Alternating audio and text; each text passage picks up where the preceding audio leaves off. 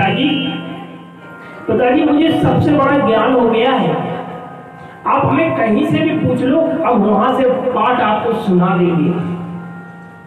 तो उसके पिताजी ने कहा पूरे पाठ याद हो गए? तो मैंने कहा हाँ। तो उसके पिताजी ने कहा कि तुम ये बताओ बाप का पाप क्या होता है? बाप का पाप क्या होता है? पाप का पाप क्या होता है? तो बताओ। कि हाँ पिताजी हम बता देंगे, और वो रास्ते में चला गया। अब रास्ते में सबसे पूछता हुआ जा रहा है कि बाप का पाप क्या होता है? पाप का पाप क्या होता है? तो वो सब जगह आवाज थोड़ी मोटी आ रही, थोड़ी पतली करो इसको, पतली करो, मोटी आ रही थोड़ी आवाज।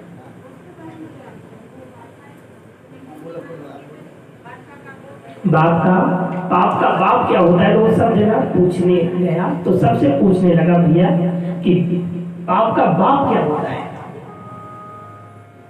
अब वो रास्ते में चला जा रहा था, तो सबसे पूछ रहा पाप का बाप क्या होता है। जब वो शाम के थक गया तो एक जगह खड़ा हो गया।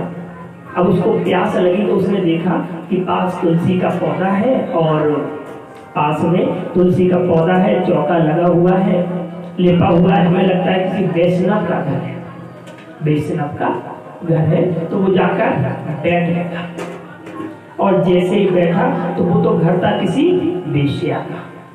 इसका था वेश्या का घर था। वो अंदर से उसने कहा, अब वो सोचने लगी मेरी तो पुण्य जागृत हो गई कि ब्राह्मण देवता हमारे द्वार पर आता है। तो उसने क्या किया कि अंदर से पानी लाई और ला करके उन्हें दिया, और जैसे ही पानी उन्हें दिया तो ब्राह्मण देवता ने पानी पी लिया।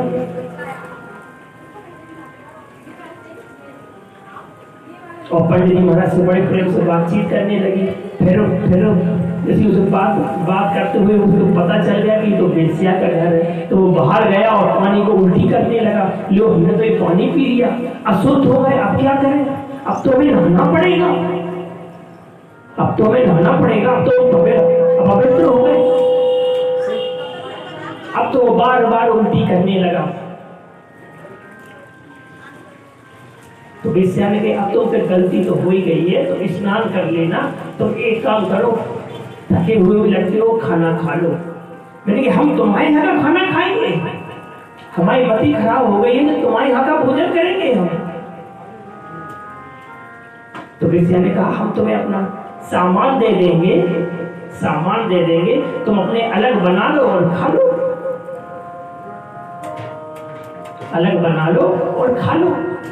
तो उसने कहा ठीक है दूरी रहना तुम, हम तो खाना बना लेंगे। तो अलग खड़ी हो गई और वो खाना बना ले।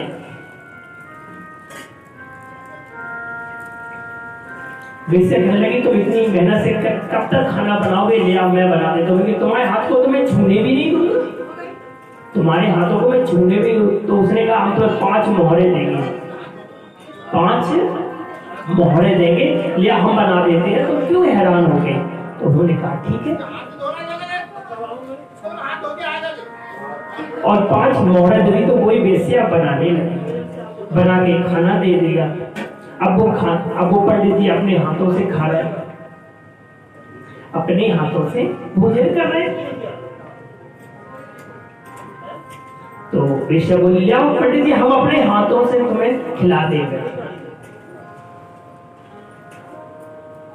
तो तुम्हारे हाथों से भोजन खाएंगे हम? तुमने हमें क्या समझ रखा है? वेश्या ने कहा तुमसे पाप तो हो ही गया है, थोड़ा स्नान तो तुम्हें करना ही है, लिया हम खिला दे। तो नहीं हम तुम्हारे हाथों से नहीं खाएंगे। तो वेश्या ने कहा कि हम तुम्हें 10 मोहरे देंगे। कितनी? 10 मोहरे देंगे। तुम्हें एक ही कोरा तो खाना है। तो और जैसे ही पंडित जी ने एक कोरा खाया, वेश्या ने खिलाया, तो वेश्या ने एक मिला के